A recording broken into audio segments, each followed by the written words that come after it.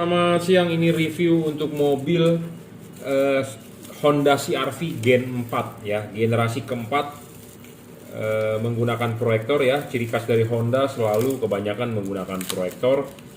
Di generasi keempat ini lebih baru kan ya dibandingkan generasi ketiga. Generasi ketiga menggunakan bohlamnya H1, sedangkan yang generasi keempat menggunakan tipe bohlamnya adalah H11. Ya, mereknya adalah juragan lampu LED-nya ya, Anda bisa lihat di sini mereknya adalah juragan lampu. Tipe ini adalah tipe Cree XHP50 second generation double cooper PCB ya. Kenapa disebut double cooper PCB? Karena di sini ada dua buah batang tembaga sebagai penghantar pembuangan panas. Di sini ada heatsink dan ada kipas. Kenapa LED ini saya rekomendasi untuk penggunaan di proyektor Honda CR-V Gen 4 dan di mobil-mobil lainnya, misalnya seperti Honda HR-V atau Honda BR-V ya. Kita berbicara di keluarga Honda. Honda BR-V atau Honda HR-V atau Honda CR-V yang menggunakan proyektor halogen.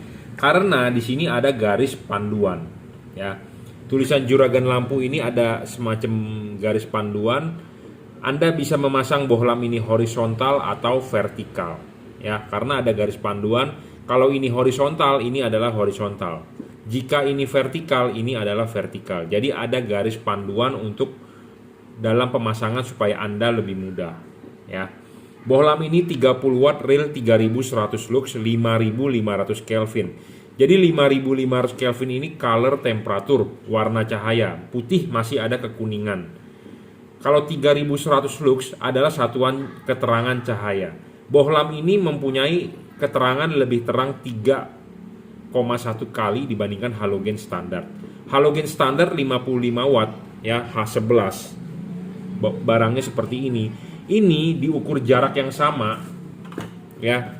Dengan alat yang menggunakan light meter di sini kita nyalakan, itu akan terbaca 1000 lux. Sedangkan LED ini kalau ditaruh di sini kita ukur itu akan terbaca 3100 lux. Jadi bohlam ini lebih terang 3 kali daripada halogen standar. Ya. Bohlam, syarat bagus bohlam kedua adalah harus stabil. Bohlam ini stabil, tidak ngedrop, dijamin. Bohlam ini stabil, tidak ngedrop. Banyak LED di pasaran awalnya doang gede, tetapi setelah dinyalakan 5 menit, 10 menit ngedrop. Bohlam ini tidak ngedrop. Syarat ketiga bohlam bagus adalah harus adjustable. Bohlam ini bisa adjustable 360 derajat, dorong maju dan tarik mundur. Ya, adjustable 360 derajat, dorong maju dan tarik mundur. Jadi bohlam ini bisa ditarik mundur sedikit, bisa didorong maju, dan bisa diputar 360 derajat untuk supaya nanti ininya bisa vertikal atau horizontal. Bohlam ini bisa diservis ya, jika rusak chipnya bisa diservis, bisa diganti. Bohlam ini mempunyai bayangan gelap kecil dan tidak terlalu besar. Makin kecil bayangan gelap, makin tidak besar bayangan gelap, makin bagus. Makin tidak gelap juga makin bagus ya. Nah, bayangan gelap itu apa sih ya? Nah, ini bayangan gelap, kita nyalakan di tembok. Nah, itu ada bayangan gelap ya. Nah, yang hitam itu bayangan gelap tuh di tembok ya. Kalau ini kan chipnya kan kanan kiri, kita gerakin sini ngadep ke kita putar lagi, ketemu lagi bayangan gelap. Nah, itu bayangan gelap tuh. Nah, kita putar lagi ke sini, terang ya. Pokoknya bayangan gelap makin kecil makin bagus, makin tidak gelap juga makin bagus. Karena penting untuk proyektor ada hubungannya dengan nanti adjustable, bayangan gelap dan garis panduan ini ya. Bohlam ini tidak storing, tidak mengganggu radio mobil Anda, tidak mengganggu elektronik kerja sensor-sensor di mobil Anda. Ya, penting karena kenapa? Mobil Honda sangat banyak sensor-sensor ya yang peka terhadap yang namanya storing.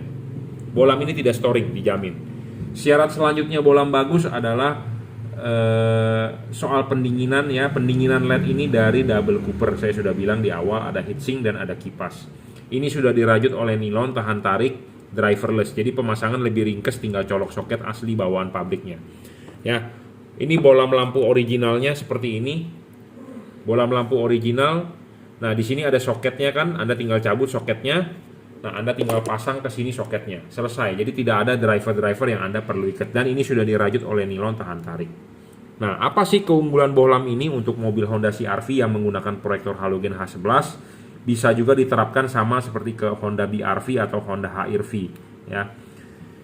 Bohlam ini Anda pantatnya akan terlihat seperti ini di belakang. Anda tinggal pasang, masukin kunci, putar searah jarum jam, dilihat dari sini. Kalau Anda dari depan sini berarti balik jarum jam. Tapi kalau Anda melihat begini, putar searah jarum jam, kunci. Sudah terkunci, Anda jangan lupa ya pasang garis ininya vertikal. Tulisan juragan lampunya berdiri vertikal. Anda jangan memasang ininya miring begini, tidak benar. Anda jangan masang begini miring, tidak benar.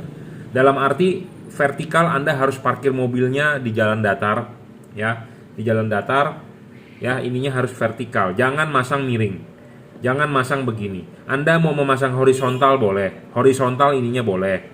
Anda mau vertikal boleh, tapi saya rekomendasi Anda masang vertikal. Yang penting adalah Anda jangan masang miring seperti begini. Ini nggak bener. Masang miring ini begini nggak bener. Horizontal boleh, tetapi rekomendasi adalah vertikal ya. Vertikal tegak lurus ke bumi, tegak lurus. Tulisan juragan lampunya berdiri ya. Kenapa harus vertikal? Kenapa harus vertikal? Ada tujuannya. Ya, kenapa harus vertikal? Ada tujuannya. Karena ini LED adalah tipe sorotan samping. Jadi LED ini adalah vertikal, berdiri. Ini adalah begini. Ya, ini kan vertikal. Vertikal itu ini kan begini, vertikal. Nah, jadi kalau kita geser begini, LED-nya ini posisinya begini. Yang bagian di arsir ini adalah kita umpamakan tangan saya. Di arsir ini kita potong, nah ini tangan saya. Jadi ini posisinya begini.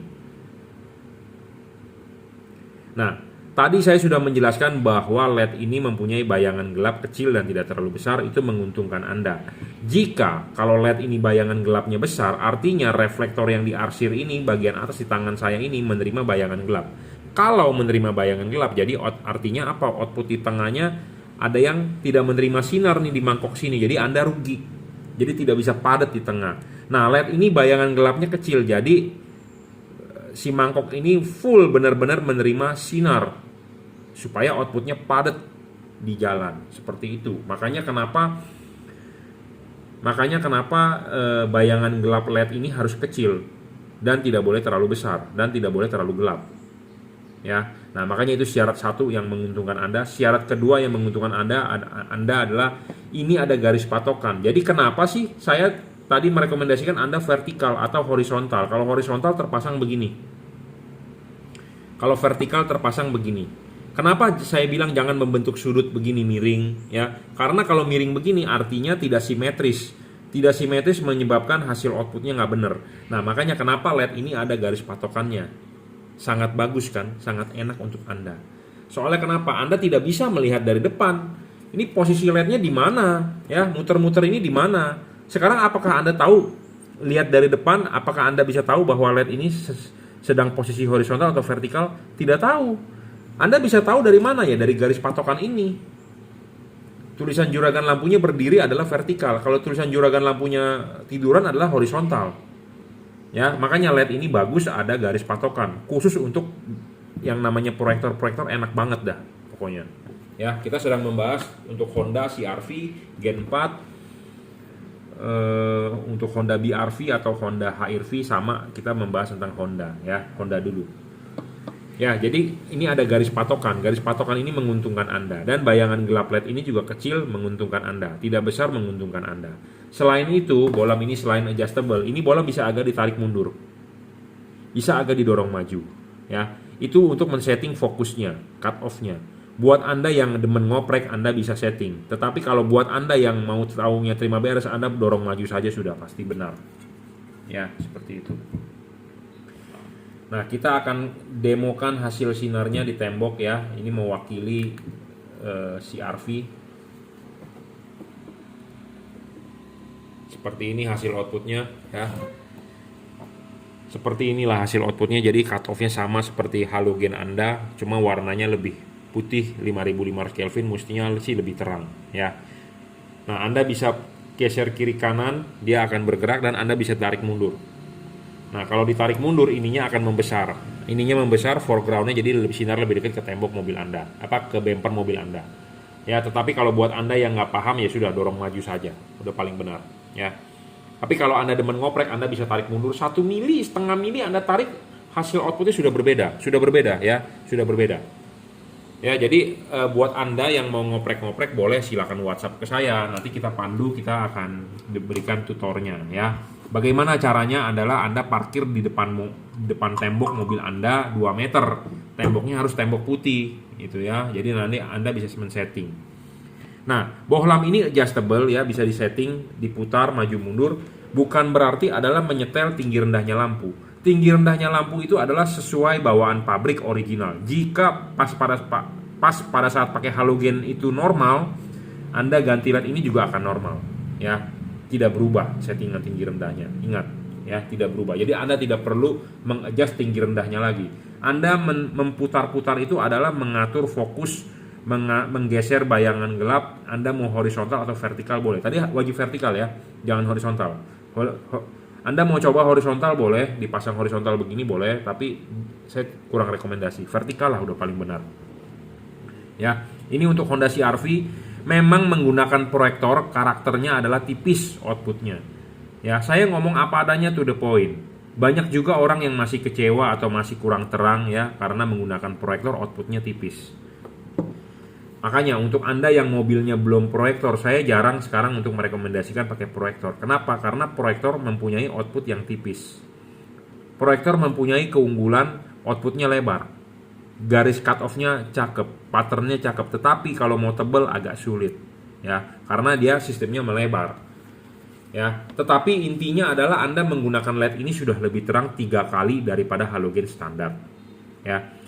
Permasalahan lain adalah menggunakan proyektor kenapa suka tidak terang? Karena satu, Anda perhatikan di lensanya. Di lensanya ini suka ada embun atau ada jamuran.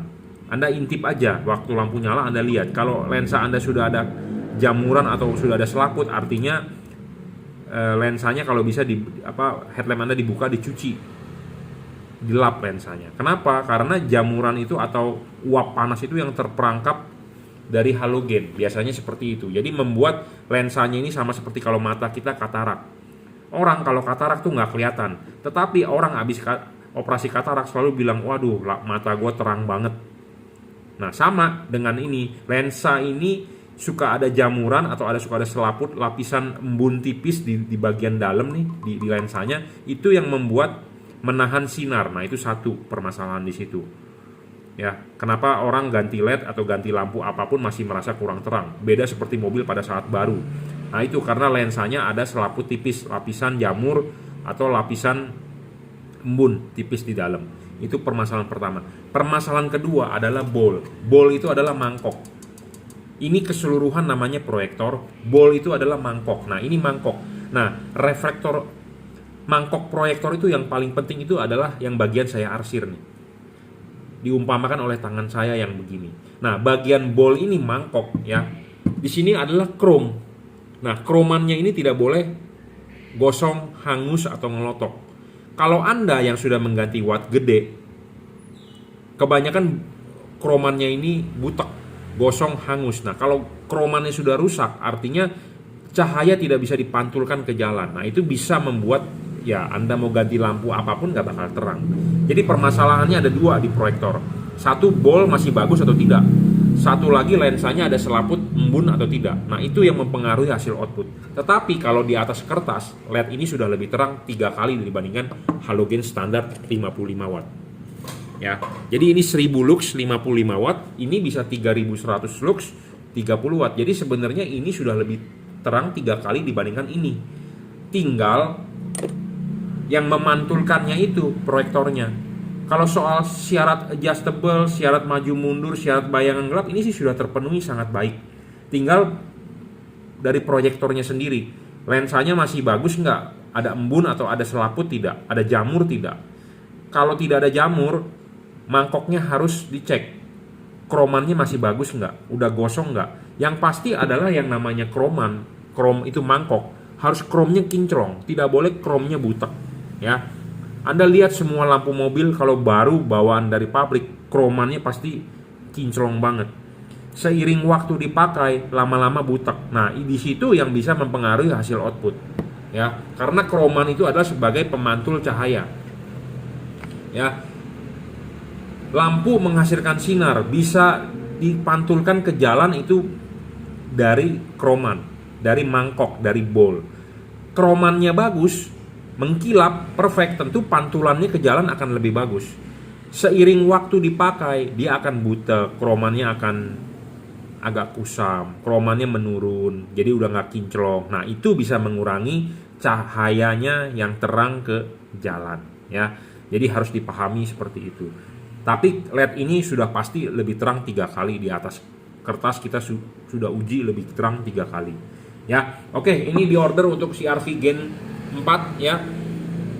Cree Double Cooper PCB XHP 50 second generation, chipnya ada lensa, makanya membantu bayangan gelapnya jadi kecil dan tidak terlalu besar. Mereknya apa? Mereknya adalah Juragan Lampu ya. Anda bisa order LED ini di WhatsApp 0898 269 3838, Bukalapak Juragan Lampu, Shopee F3 Moto Lighting itu oleh reseller saya, Tokopedia reseller Juragan Lampu atau Juragan Lampu Jungki Wenas. Oke, terima kasih.